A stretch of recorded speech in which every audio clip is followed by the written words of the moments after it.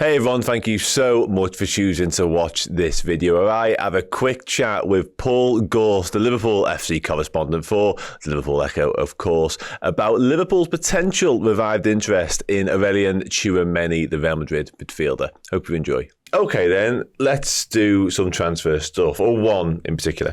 Aurélien Tchouaméni. I joked earlier on you had an old agenda on your little tablet there, but we might be going back to it for this because this is a bit of a throwback link. It's a link in so much as reports in Spain today have suggested that Real Madrid are ready to listen to offers for Tchouaméni. He's not working for whatever reason. He's just not, I don't know, he's not getting the game time or he's not playing to the level they require, that they're preferring Camavinga. There's actually reports of them potentially eyeing off a move for Rodri from Manchester City as somewhat of a replacement, whatever you want to call it.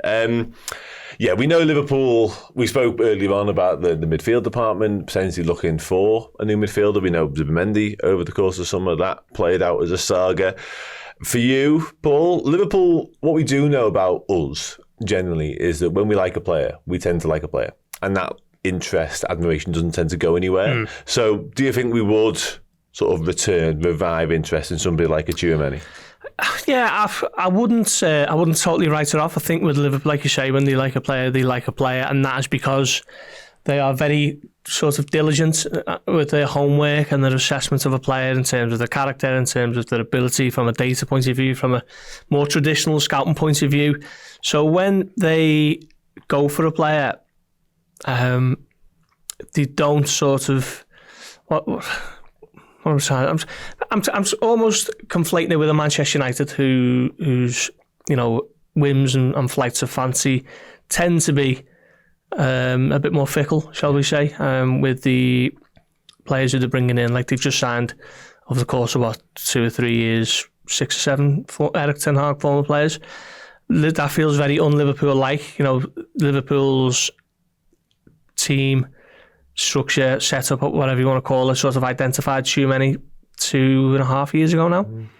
But it was always sort of sounded out and they were always of the belief that he was going to go to Real Madrid. We found that out as early as April. So they will have known that for a lot longer than that. So, yeah, I think they've identified a player. Clearly a player who's gone on to win Champions Leagues with Real Madrid, gone on to captain France. So he's a top player, and interest in top players don't just sort of dissipate, do they?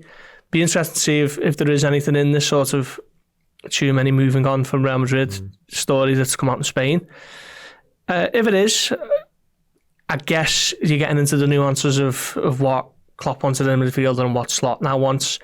We know that they're different types, aren't they? We know that Zubimendi is a bit more controlled, poised, balance in midfield as a number 6, whereas Tchouaméni perhaps is a little bit different.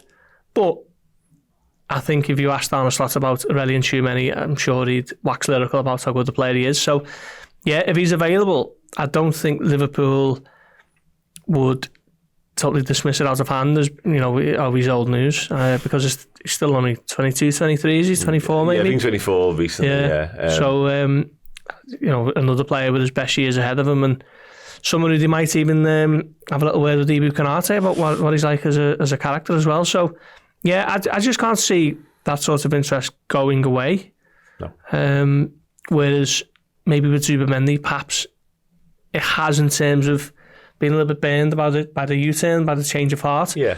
So yeah, let's wait and see, I guess. Yeah, definitely. And as you say there, the Zubimendi one really did, I said it somewhat tongue-in-cheek and flippantly a moment ago, it really did turn into a bit of a saga because it felt like he had sort of given his word to Liverpool that move would happen and then backtracked, it was a sort of condensed saga. It was quick, don't get me wrong, 5 days, but it was happening and it wasn't intense. Because, it was, Jesus, it was, mountains and tapas and all kinds.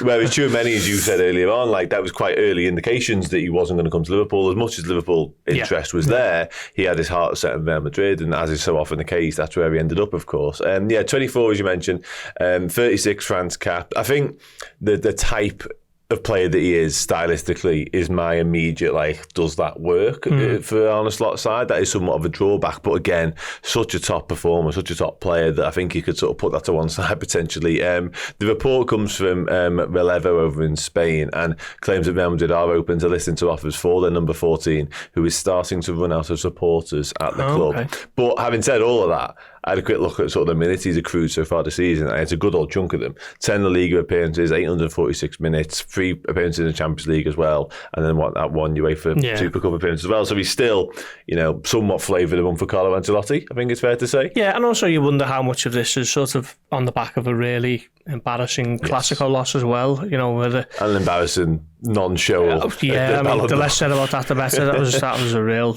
farce, wasn't it? Yeah. So, maybe... maybe one or two at Real Madrid have sort of flippantly suggested that. We're not sure, but like I say, I think if he was sort of back on the market at a relatively reasonable price, I think Real Madrid paid 85 million or something. Couldn't see Liverpool doing that necessarily, but if he is, for transfer, I'd imagine Liverpool would at least be having a discussion about it internally. No, without a shadow of a doubt, yeah. The report goes on to say actually the only manager, Carlo Ancelotti, maintains the faith with him, which lends itself to what's going on in terms of team selection-wise, absolutely. And the report, which was then tweeted out by the outlet's social media account, did hashtag LFC at the end of it, which I thought was a nice little addition to it. But yeah, it's an interesting one. Again, I don't think Liverpool will be clamouring to make it happen for upwards of like 60, 70, 80 million necessarily, but I think if he was available, you'd be very wise to be taking another look at him.